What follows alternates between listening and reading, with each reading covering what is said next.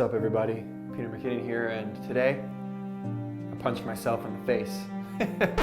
Let's rewind that. Today I punched myself in the face. Peter McKinnon. What's up, everybody? Peter McKinnon here, and today we're talking about punching yourself in the face. I can't even say it. It's the 200K face punch special, literally.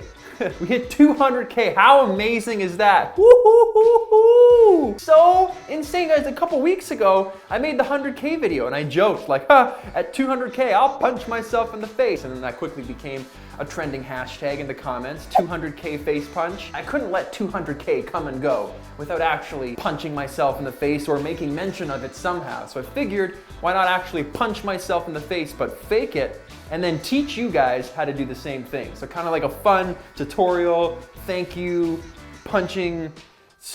I don't need to explain myself, you guys get it. See, look how good does that look, by the way. My wife did that in like 90 seconds. I felt like she's trying to remove my eyeball while this was happening.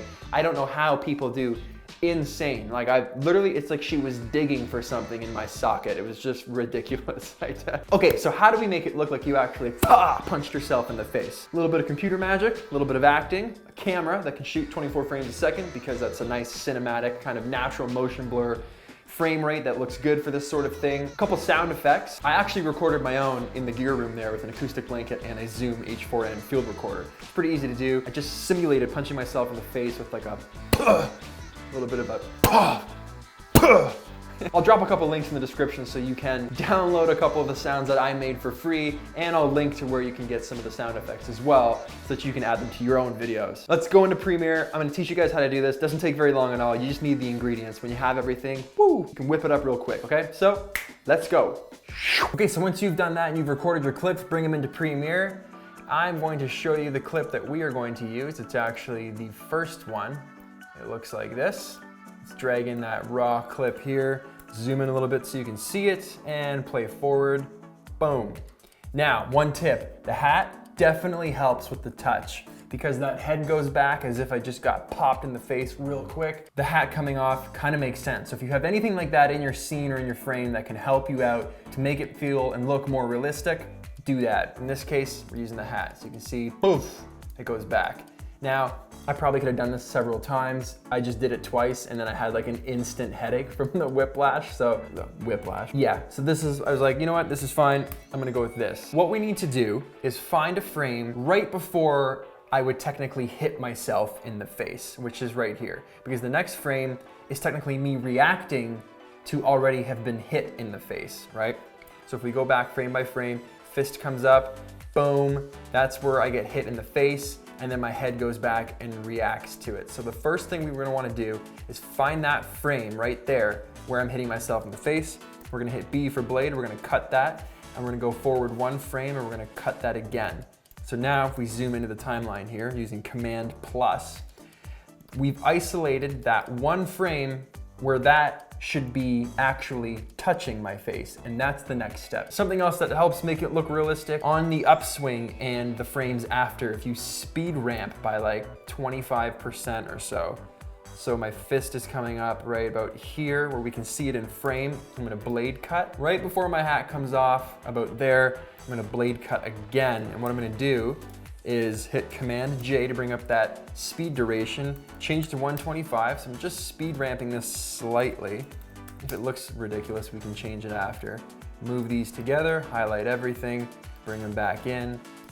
So now it's looking like this. That speed change just makes it look a little more violent, a little more realistic. Now, one more thing you can do after the fact is cut out the frame immediately following you being hit in the face, or whomever you're pretending to punch in the face in this case here. So delete that frame, highlight these, move it forward, now play it, poof, and it looks a little more realistic, like it actually, poof, could be happening. Frame, boom, next frame, reacting to it, and the hat comes off. Now all we need to do is connect the fist to the face right here, and then a little color correction, some sound effects, and we're getting close to being done.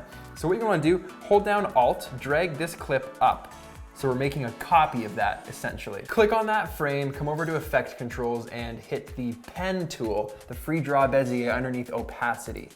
And what that's gonna do is gonna start a mask. See this little pen area here? So we're gonna click on Fit, go to 200 so that you can see better what you're doing. And all we're gonna do is move around.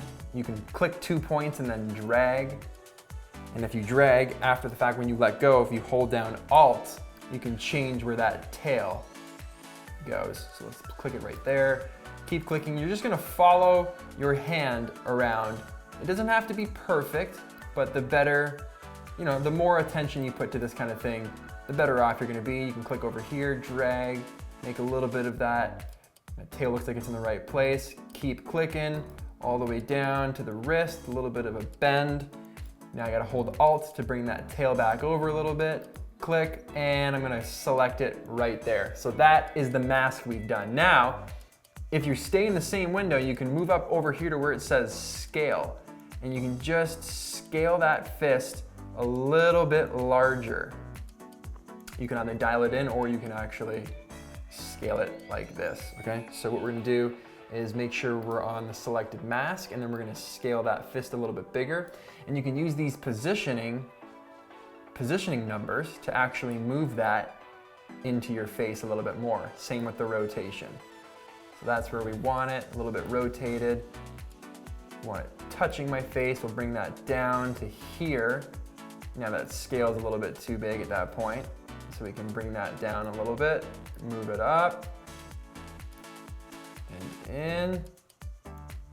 So that looks good about there. Okay, so we're almost there. Let's play this back, see what it looks like. Poof, it looks pretty good. However, that extra piece of my hand, my original hand that's showing up there, doesn't look very good. We need to get rid of that. Now, there's many ways to do this. A lot of people do this in After Effects. I've done it in After Effects as well. I'm just trying to keep this pretty basic for people that only use Premiere Pro or they only use this editing software. But I'm gonna actually export this frame and open it up in Photoshop. And then from there, I'm going to clone out and fix that extra hand so that it's gone. And then I'm gonna bring that frame back in and put it right here. Because this is only one frame, I don't need to do that multiple times. I only need to do it once. So we're gonna highlight that, come over here underneath your playback screen and click this camera button. It's called Export Frame. And there's a little shortcut beside it. So if you were just to hit Shift N, it would do that as well. So you can name it Face Punch Clip. And we will have that as JPEG, save to desktop, hit OK. Command H to hide this, drag that right into Photoshop, and here we are. So I'm gonna hit S for clone stamp, and I'm just gonna clone stamp over that shelf that's behind it. Now, if you do this on like a clean wall or something with not a very busy background, much easier. Another tip, if you want to avoid having to do this, a straight punch, you pretty much avoid the whole thing, because you can just scale that fist up, move it over a little bit, it blends into the rest of the forearm. It's a tip that actually, this is a technique that I picked up years ago from Andrew Kramer over at Video Copilot. So you can actually just extend that fist that blends into the arm, and then you don't have to worry about messing with the background like this. So this is an extra step that I'm doing only because that hand shows up a little bit too much. So if you don't have that issue, if when you scale the fist or whatever it is that you're scaling up to make it look more realistic, if the background's fine, skip this part. You don't need to do this. But because I rotated that fist, it's showing my other fist behind it, and I've got this shelf and this wall. I just want to clean it up a little bit more. When you open up Photoshop, if you hit S, it opens up this stamp here. And if you hold down Alt, it makes like a little target. And wherever you click, now when you let go and you click again, it's gonna paste that area where you targeted. So if we're clicking Alt and we're pasting this area to the left in front of my hand, okay? So I'm just cleaning that up a little bit there. Essentially, I'm erasing the hand that was behind. And we just wanna try to make it look as realistic as possible. Now remember, this is only one frame. It looks a little wonky, you don't have to worry about it. There's a little bit of natural motion blur in there, so we're okay with that. That is fine. If you want to use the liquify tool, you can come over here to filter liquify. And what that's gonna do, when we zoom in here, we have the forward warp tool on. If you just hit W, you'll get that. Depending on the brush size, we can move that hand up and down to make it work best for us. We can bring that wrist out a little bit, bring that wrist in here, change it up. We can even drag the face to smush it a little bit, just so it looks like I'm actually being punched, and it smushes in a little bit to my face. just for some realism, which looks good. Happy with that, hit okay. You're gonna save that image, save it to the same name you did before, just replace it, hit okay. Command H to hide that, open Premiere back up. We're gonna drag that clip right into our bin here. And then we're gonna put that straight on top of this. We're gonna cut that, boop, and there we go. Now that hand is gone. So when we play it back, poof, looks pretty good. It's missing a sound effect. Sound effects are key. So like I said, I made a couple of my own sound effects. Here's one to listen to. Not bad. So we can in and out. These are all these lines are different takes. We hit I for in, O for out. I'm selecting just this take. I'm gonna drag that down to the timeline here, line it up. Now if we see how that sounds, pretty good. The volume could be lowered a little bit, so we'll drag that down. Okay, not bad. The last thing I like to do is drop a little swoosh sound effect in there. It's optional, you don't have to do it, but it just kind of gives you a bit of an audible build-up right up to the punch. There's lots of places you can go to download action-packed sound effects, so explosions, cars exploding, glass, punches, gunfire, that kind of thing. So if you want a bigger library of that kind of thing, instead of having to record your own sound effects like I've done in the past, they're not usually too expensive. You can buy the whole pack and you have everything and you probably never need to buy anything again. In this instance, I'm gonna use one that I have, which is an impact punch. I can line that up at the same spot as mine. Now when we listen, a little more realistic. The last thing I recorded was a little sound effect of me going, oh my God, to make it sound like I had just reacted to being punched in the face, and that was right here. In, oh my God, out. We drag that right over here to the reaction. Oh my God. Now we just gotta line that up. Right about there is where it would start, and this is what it would sound like.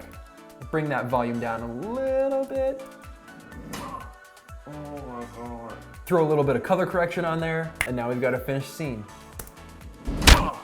So that's it, guys. Thank you so much for supporting this channel. I really appreciate that you guys take the time out of your day to watch these tutorials, to watch the vlogs, to hang out, chat, comment. We're all learning together. I've had so much fun, and I really appreciate each and every one of you. I hope you had some fun watching this tutorial. It was fun to make. I need to wash this off my face, but again, thank you very much. Don't forget to like this video, subscribe if you aren't already, and I'll see you guys in the next video.